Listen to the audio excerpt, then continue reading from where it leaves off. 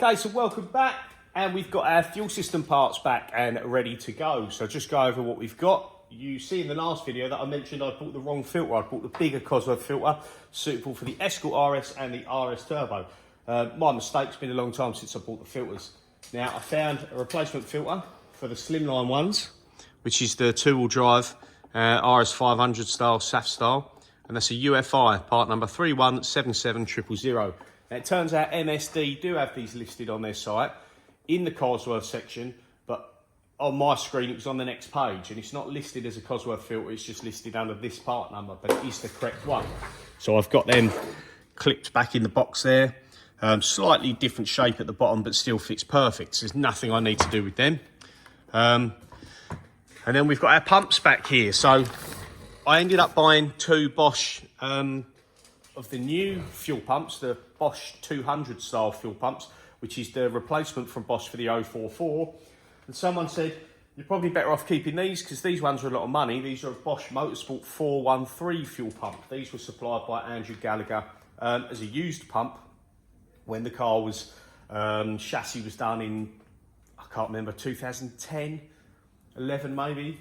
I can't remember when it was done, but supplied by him. And they were used pumps from M Sport, I believe. And I've mentioned before about being on the Fiesta, but back then I think it would have been the Focus. So anyway, that's what they were from. And I sent them away, thanks to Alex Austin for recommending it, to a company called Glencoe Limited, and spoke to a bloke called Terry on the phone, and for £30 plus that per pump, they were able to basically flow check them, clean them in like their ultrasonics and clean through cycle, and then give me a graph which is a printout of what the flow is and what the amp draw is per pump. So you can see on here, this is your amp draw, pump 1 and pump 2, and then flow for pump 1 and pump 2. So you can see they're pretty similar all the way up, and that's pretty much probably 15 point something amps when you're up at 10 bar, which is the lockout of these pumps. And I asked them what happens when the pump reaches its max, does it just sort of return inside and come back out the feed? But they just turn off. When they reach a lockout, they turn off, they stop. So there is no like pressure relief to come back in here and just pump back into the tank, they just turn off. And then here is the flow chart for both pumps. You can see they're both very similar, linear all the way. And then this is a breakdown of what they're at. Now, if you look at the new Bosch 200 fuel pumps, they are 200 litres up to, so that's not necessarily guaranteed, but it's up to 200 litres per hour at 8 bar. So we're at 3.25 litres a minute. So that's 6.5. Let me do my maths, a bit slow at this. 6, 12, 18, 19.5 litres per minute times that. So it's 195 litres an hour at 8 bar, these are going to be. And that one's just a little under. So yes, in that sense, we're not far off. And they said they're not far off new. The amp draw is fine. So 8 bar, they're drawing 13.5 amps. That one's drawing 14 amps. And that's pump 1 and pump 2. So anyway, £30 an hour, £30 per pump. And we've got them checked and given a clean bill of health. So the Bosch 200 fuel pumps that I had ordered, I passed them on to my brother-in-law because he needs some for his builds because he's replacing a fuel system in one of his toys. And then I'm going to stick with these because it means I haven't got to really adapt any fittings. Now, the other thing I mentioned to you guys, which is why I was going to replace them as well, one, because they're old, which obviously now no longer matters because they've got a clean bill of health, so I'm going to keep them. The other one was I said they can be noisy, sort of when the pump's been running for a long time, after a hard track day, I remember the noise would change sort of, and it would be very up and down, like mentioned that to someone else, and they said, how have you got them plumbed in? So I said, I've got 2 pumps, 2 lines out the tank, 2 pumps. On these ones, you put the filter after the pump. You don't run a pre-filter. And then they come out of the filters, and then they join back into one line and go to the fuel rail pressure regulator, return to tank. And they said, if you've got your check valves in next, if you haven't got check valves in here, you could be back feeding one of the other pumps. Nope, never had them like that. It's just how they were. And they said, I bet you your noise is because one pump is trying to back feed into the other one. which could make sense. So when it comes out of the car, I believe they go out that way, I can't remember, but let's say they come out this way of the car. This is what happened. So your filters come to pumps into this double fitting here, and then that goes off to the fuel rail, and then obviously excess after your static fuel pressure or running fuel pressure returns to the tank. Now, someone said if this pump was getting tired, or even this one, this can only flow 4.5 bar, say static, and then all of a sudden you stop and you've got these two pumps going full chat. Because it can't get out here quick enough, if there isn't any fuel return, what will happen is this pump will backfeed into this one, or this one can backfeed into this one. And that will be why the pump hasn't got a constant of just being turned on, because if you've used 044 fuel pumps, you'll know they are quite noisy anyway. That's why it's making all the weird noises, because it's trying to fight against the flow of the other one. So what we bought was two inline fuel filters, and these are rated high enough. Can't remember the exact ratings on them, but they're rated high enough, and you've got the flow direction there. And what I'm going to try and do to keep it simple and not have to remake lines is, this used to go on here. I'm going to step it out and just put one there and one there, if I have enough room. I can't remember under the car if there's enough room at the side of the box to step out like that. Hopefully there is. But if there isn't, I'll have to change this line and remake it. But if there is, that's how it's going to stay. We've got the rest of our fittings here. I think I've got what I need to clean it up. So we'll get this back together and put it back in the car. Right, so we've got the fuel back in the car and the fittings back on underneath. And I'm just going to show you them underneath, because we added in the non-return valves onto each pump. And it was a little bit tighter for space, so I had to buy a few more fittings from Alex Austin from Talks off eBay, so thanks for that. And I'm just going to show you, if I can, what we've had to do. So if I hold the Talks there, this feed line, we used to have the T-piece kind of section coming out here, and the line just curled around the box and went to the front of the car. But because of we've now added these filters in on these side, I've had one head in this direction and one that direction, and we've just branched them out, and then I bought a wire piece. We've still got our fuel sample take off there, the dry brake, but we had to put it on top of this box. Now, if I cut the cable tie, this drops down just enough that I can still get the cover off without disconnecting anything. So that's good. And I've just sleeved the lines with these bits of rubber to stop the metal fitting rubbing on the metal cover, and it also holds the lines off of here and this clip so that they're not actually touching, and you can see they're not touching either. So that's there. We're all plugged back in. So let's see if she'll start, which obviously it should do. There should be no reason for it not to. So we've got two master kill switches. One's here, one's outside the window screen. So that one's already turned back on. This one, pushing to turn it off. And we've got ignition. We can put our pumps back in now. Let's actually turn that off. Put the pumps back in. We'll leave the Atessa pump out and the power steering off. Now that's one prime.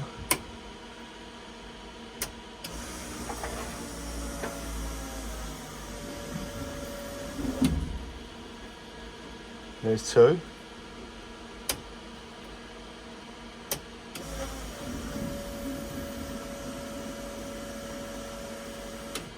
There's three primes, so let's try and start the car.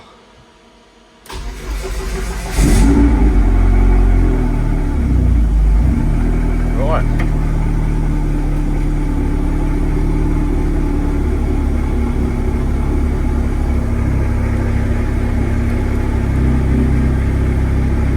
Take this off for a second. So I've got fuel pressure and battery.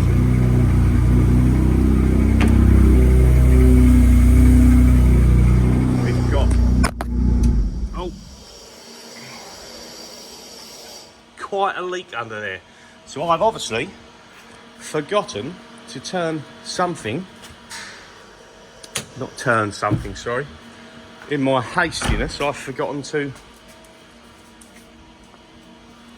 tighten a fitting, it seems. So let's grab all our rag.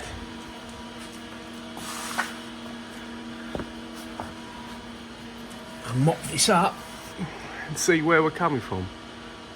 Alright, so it's coming. I don't know if you can see up there, but it's actually coming out of one of the one-way fittings, dripping off there. So I'll have to do this camera down, because I'm not going to be able to try and tighten fittings and hold that. So I'm going to put the camera down, I'll have a look what it is exactly that's loose, get it tightened up, and I'll bring it back in a second. Never goes to plan, does it, eh? Okay, so you guys just saw the monumental fuel leak, which is, of all things to leak, fuel is one of them. So this is the filter. I keep saying it's a filter, it's a non-return valve or check valve. The flow is this way. It was the correct way round, obviously first thing I checked, but it's leaking between the fitting and this fitting, which is in this end. This end seemed to be okay, so I'm just gonna see if there's maybe a pinched O-ring or something like that. Because I tried to tighten it and that didn't work. Right, there's no O-rings. So that's a tapered thread in there. Then you've got what will be your check valve.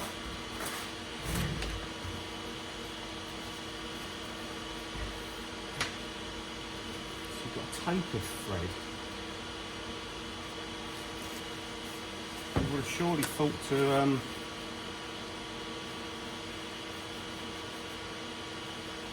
have some form of sealant on that, but it doesn't appear to be.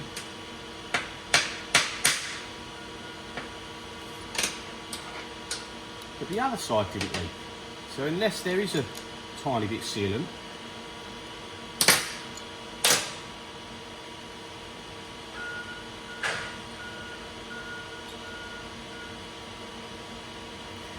now if you can see there, I'll just took that off. There's no evidence of any sealant on there, and you can clearly see it's a tapered thread, so that's never going to do well.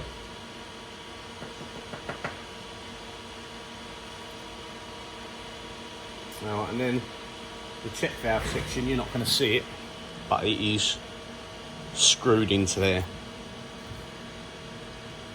You can just about make it out.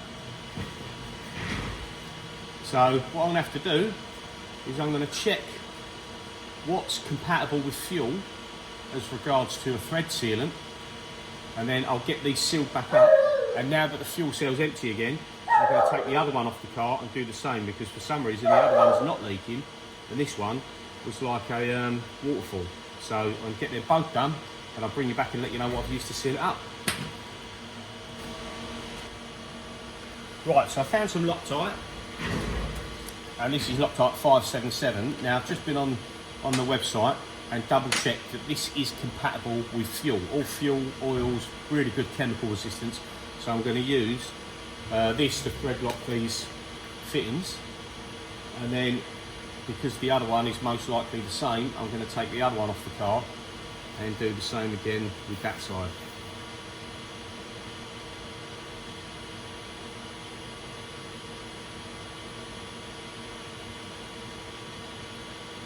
So I'm probably going to go a bit overkill with it, but I don't want it leaking like it was, because that was just mad. I'm surprised they don't come pre-assembled. It didn't come with any kind of note saying that it wasn't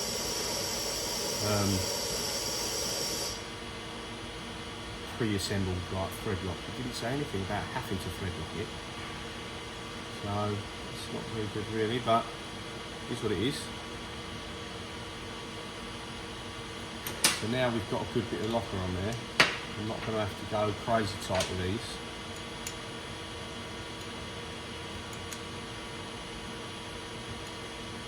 I don't want to damage the threads. Never been a fan of tapered fittings. So there's one done. We'll take the other one off the car, we'll do that, and then we'll put them back on and we'll recheck it and see if it leaks again. But this time I won't put all 20 litres of fuel back in, just in case.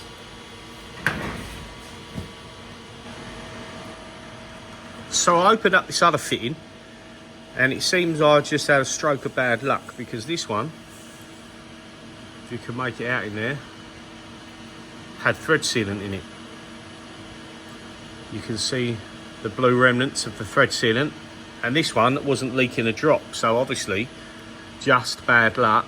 Someone forgot to put sealant in this one and assembled it as it was. So I've now thread locked that, and of course I've opened this one up now, so that's no good. So I'm going to clean this out and then thread lock that.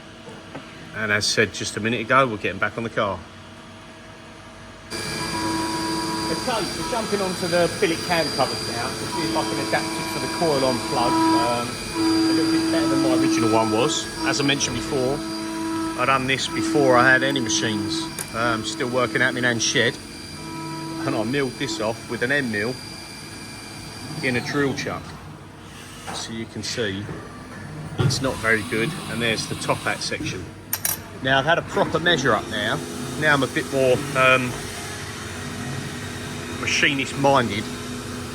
Put the coil on plug onto the spark plug with no can cover, and measured from the lower face to the top height of where the cylinder head is, which will be the bottom height of the can cover. And I've got my measurement, and ideally I need to come down lower than this, but I also need to open up these holes, because I was sitting, for example, mine was sitting like that, and that's not low enough. And I've had intermittent misfires in the past, and I wonder it's because that wasn't quite low enough, so that wasn't fully touching. These have got springs inside them that you're not going to be able to see, but if it wasn't fully touching the plug, or whether it was just close enough to sometimes cause a misfire. It wasn't all the time, but I wonder if that's to do with it. So that's not a good thing. So what we're going to do is two things are going to happen. I'm going to have to, let's use this one as an example, because it's better, because it's milled down a little bit lower, although it's not quite flush. I need this to be totally flush. So when this is totally flush, you're no longer going to get a connector on there, which is bad news. So I'm going to have to turn these. They'll be facing this side, so I'm going to have to turn them like that. Now I think for the moment I'm probably going to drill and tap the cover, because on my example you can't use the longer K20 coil. Now if you use a longer coil, you can see there's quite a difference there.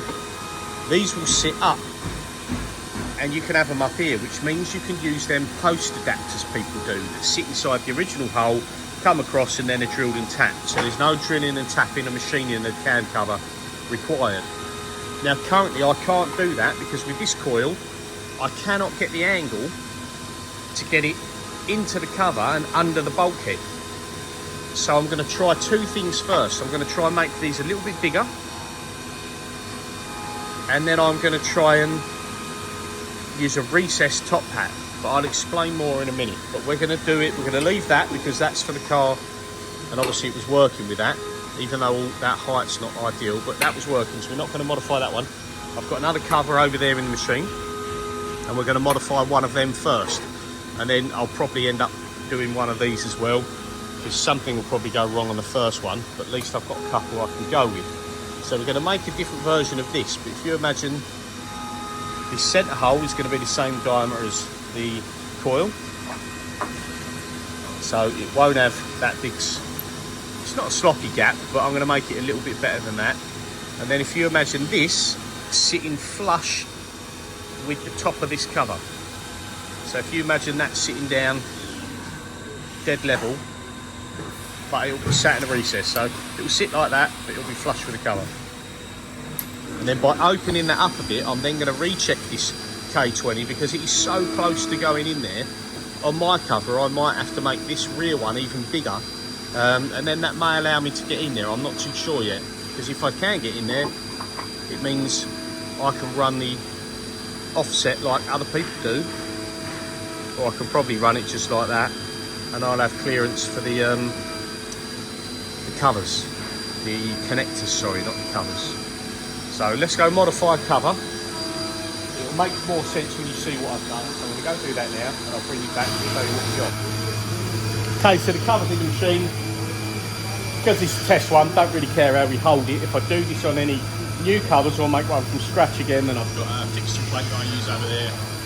I'm just going to come down, open these holes up a bit and then put the step in for the top hat. Just as a test part, so this is ready to go.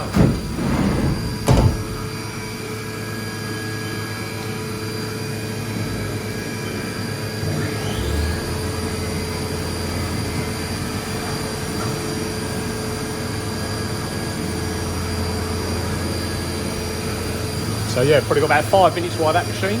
So I'll bring you back when it's finished.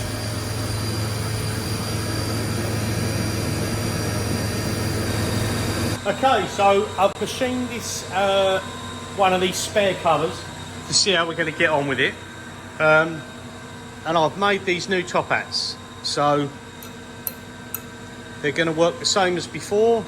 These open up. Realistically, I could leave the front three and just do the back one, but having a play around, I've done all of them on here. So these top hats are recessed. The only thing that you could take into consideration maybe is the fact of these sealing to keep water out. You know, they're a nice snug fit in here, but obviously it's not going to be watertight compared to like the original rubber boot of an HT lead. But then for most of the other people running the coil on plug, they're just bolted down anyway, and you shouldn't get too much water on your cam cover, but it's something to be wary of. So that's going to sit there. I've drilled and tapped my cover because these coils need to sit flush compared to the Honda K20 coils which sit up here. So this is for me and this is how I'm doing them. So I've got a connector on there. I took it off the car to check clearance, and that will line up like that and be sat at an angle. Now I had to do it at an angle because I wanted these lower to eliminate any risk of misfires through poor contact through the spring onto the top of the plug. And on the front section we've had to recess out like that. I done it over here at first, but it got in the way of the filler cap, so I changed the angle. Not really fussed about that because again it's a test piece, so that one will sit in. It looks a bit poor forgetting that bit when the coil's out, but once the coil's in there, obviously it looks like that's how it should be. So there's the coils. We're going to see how we get on with that in the car. I'll go over there in a minute. And then the other issue I had was my cam trigger sensor is different to most Cosy ones. So I'll show you over here.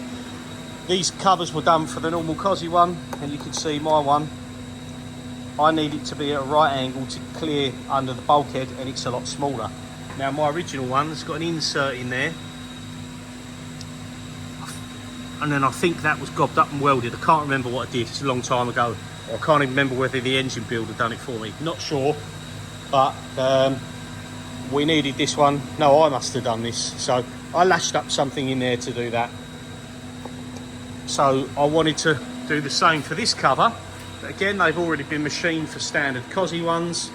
So what I done was, I bored that out to get rid of the inside, and then I made an insert. So it's a nice snug fit.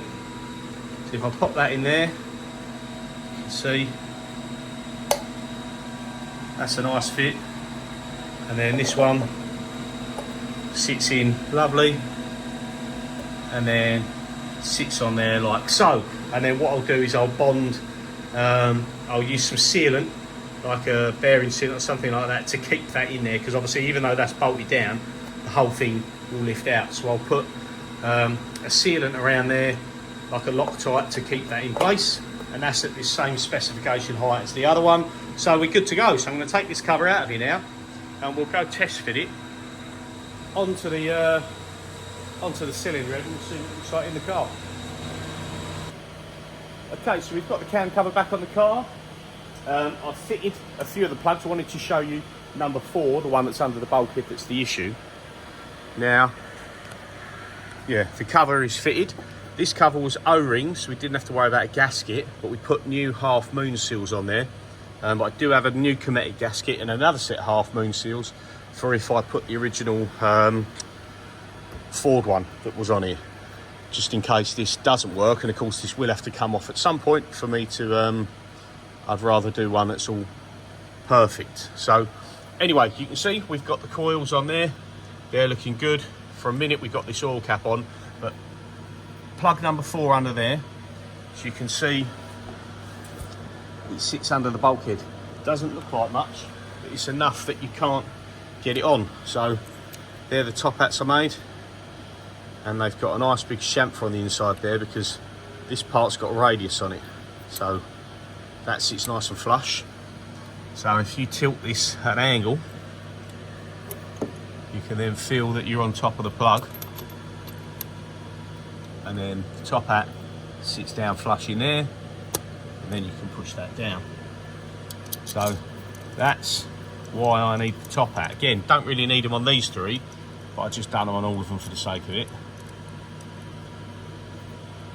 So I could save myself a bit of work by just doing one, but we did them all. Knit them up, and then we've got this plug lead here, a bit fiddly to get to. Be alright if I weren't using one hand.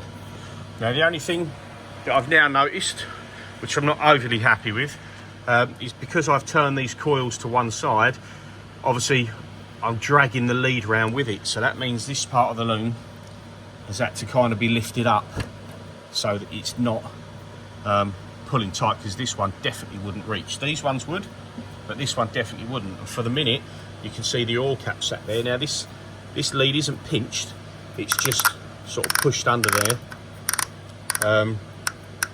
to give a bit of clearance. But I think what I'm going to do, obviously this is quite a chunky oil cap and it doesn't need to be, I'm going to make one that's probably only up to the underside of this section, so very shallow depth, and then that will probably sit nicely over the top of it there. So I'll just make a very small cam cover, oil filler plug, and then that will give me more room, because the only other option is to have these extended, which would be nice, but I just don't know how neat someone would do it, because by the time you've joined 3 wires, you're going to end up with a bulbous bit inside there. So we'll have to look into that later on. But I would ideally like that extended so the leads can be sat a little bit nicer, because I don't like this section of loom was always tucked down a bit, which I prefer, but we might just have to have it up in the air. So yeah, I'm going to make myself a new oil filler plug to get rid of that one, because that's a bit big, but I'm going to put it back in for now because I don't want anything getting in there.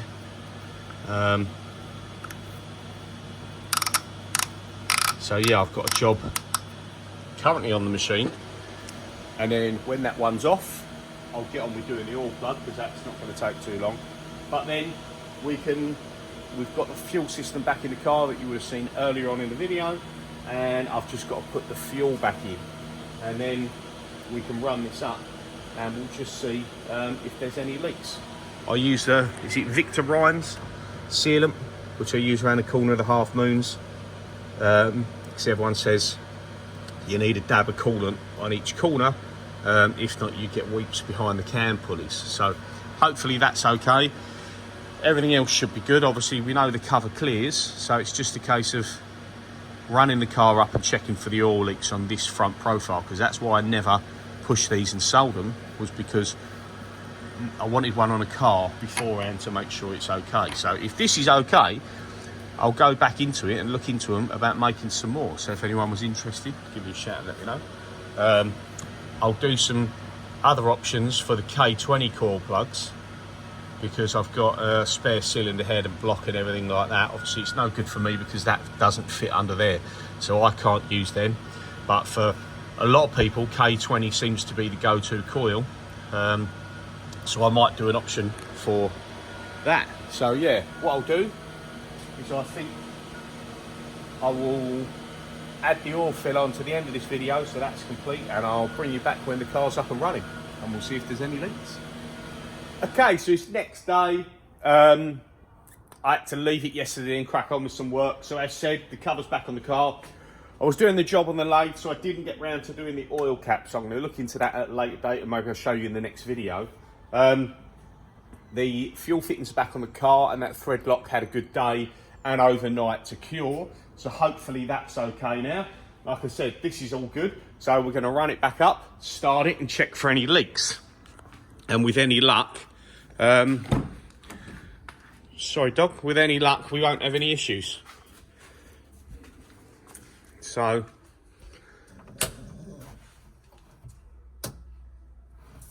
got the other kill switch, it's still in.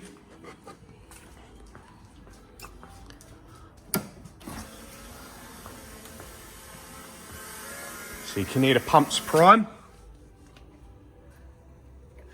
We're dry. Let's prime them again.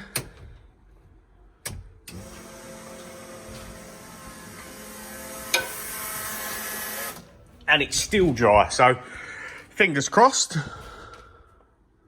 Let's have a quick check.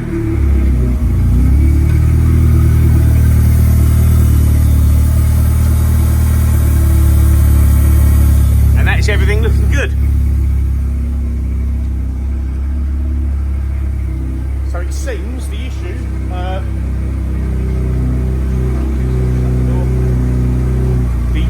being that that check valve, that one-way valve, had no thread sealer from when it was made. Someone's obviously forgotten, and that was the issue for the leak. So it's nice to know that the actual fit itself is good, and it was an easy fix, although it's a pain.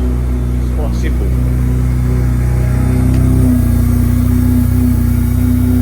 But yeah, we got no leaks there, so that's good.